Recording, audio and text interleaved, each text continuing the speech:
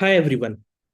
So with this, we are starting our sociology current series. It will be helpful to tackle any kind of dynamic question that will come in means 2024 or even means 2025. So today's topic is caste census. First of all, we will try to understand what is caste census.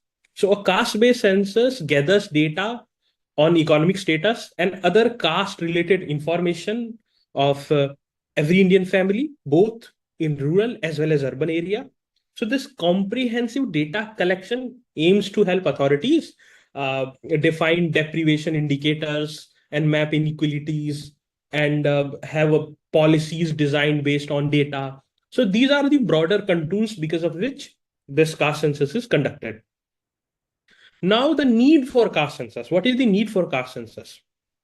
The first is the exposing economic inequalities of lower castes.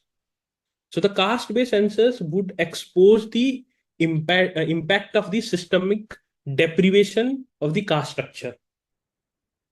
The wealth distribution in our nation is a direct outcome of the historic presence of caste. So this can be verified that the lower caste is still a lower class or not. So this relationship between caste and class can be uh, signified from this data. The first thing is this. The second is it will provide data for policy making. So this will help for any kind of democratic policy making as well as to rationalize reservation policy. So whether the current policy is sufficient or not, or whether we need to increase the reservation, or whether we need to have some kind of subcategorization, or whether we need to have some kind of creamy layer. So these all things can be done with the use of caste census data.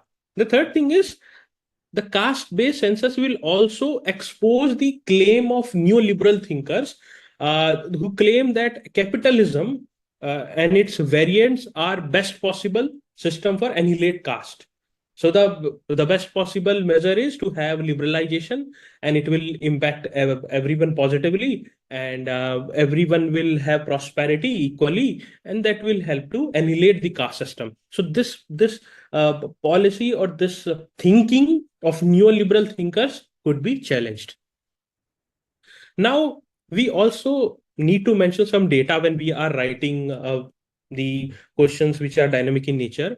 So it's a data collected through a sociological study conducted in 2018 titled Wealth, Ownership and Inequality in India, a socio-religious analysis. It was conducted by Savitribai Phule University and JNU, and also Indian Institute of Dalit Studies. You can quote this. So, according to it, upper caste Hindus has 41% of national asset, OBCs has 31%, scheduled caste has 7.6%, and STs has 3.7%.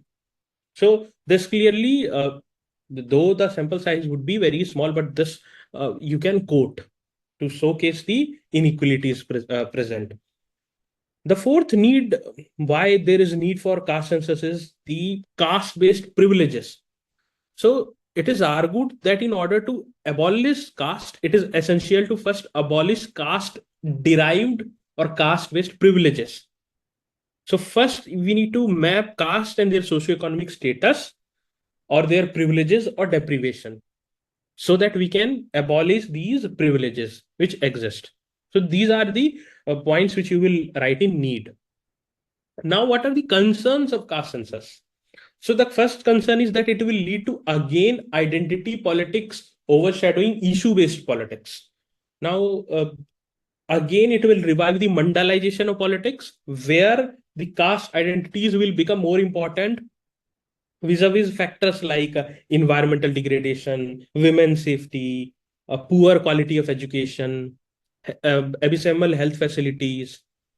Over everything, just one caste will be played against another, and everyone will be at lose-lose situation, and political parties can simply garner votes. That's what had happened during the mandalization of politics, which hardly changed the economic status of the lower caste, but it lead to polarized class or caste conflict. Okay, so this is the biggest concern out of all.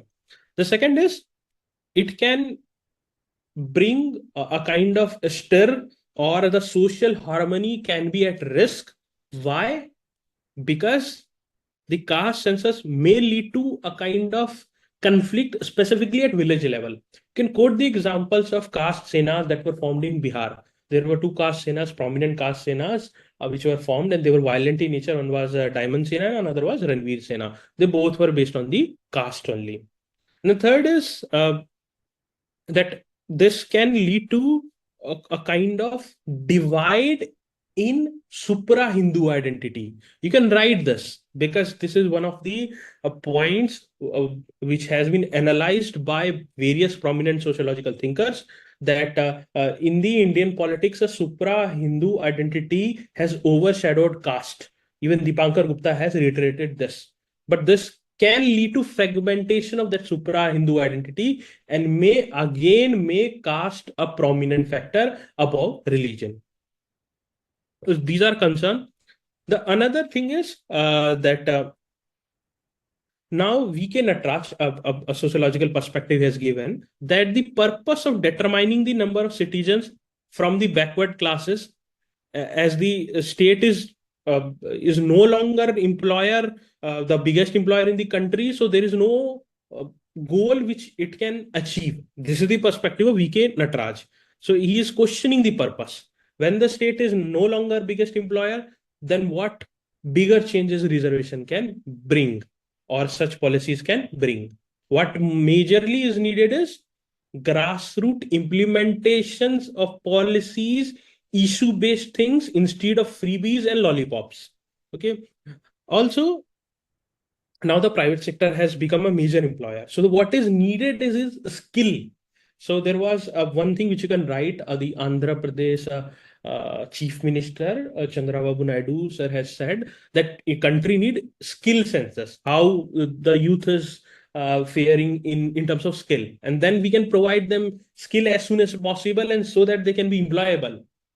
Otherwise, even our engineers are not employable. Even in the IITs, the placement was abysmally low this year. Okay. What can be the alternative to it? There can be a kind of Sudarshan, again, a sociological thinker, has argued that caste census can be done at grassroots level, village level, at a small level, so that, and not at a national level, so that administrators can utilize it for more effective strategies at grassroots level. This you can write as a possible way forward. Okay, I am giving you a more sociological perspective. The feminist perspective argues that the caste is not the biggest form of inequality. Caste is perhaps perpetuating patriarchy.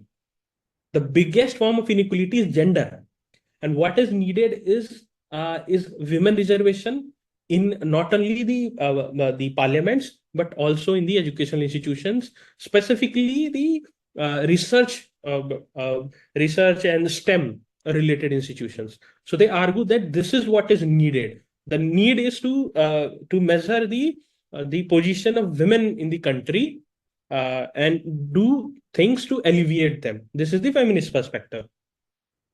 The another perspective is, the subaltern perspective is, that such caste-based census perhaps strengthens more the position of dominant caste. The caste which are landed OBCs, like Jats, like Gurjars, like Marathas, they further, because of their sheer number and sheer political might, they are the ones who get benefited, and it hardly benefits the lower caste hierarchy and people belonging to those lower caste hierarchy. So this is another subaltern perspective which you can quote. Also, the data collection. The data collection is a big challenge. How efficient the data collection would be, the first thing. And the second thing will be how it will be analyzed. So all these factors needs to be considered. These are the challenges which you can write. So this is a wholesome analysis of caste census. I have given you a way forward. I have given you needs. I have also given you the challenges which are associated with the caste census. Also, you can write, when you are writing about need, you can mention the concept of cultural reproduction, like upper caste having more like generational educational quotient, economic wealth, and thus they are able to have cultural capital as well because of the high economic capital. So that to stop that also, we need this caste census. So this was the whole analysis. The schedule has been given in the Telegram channel, Sociology Academy.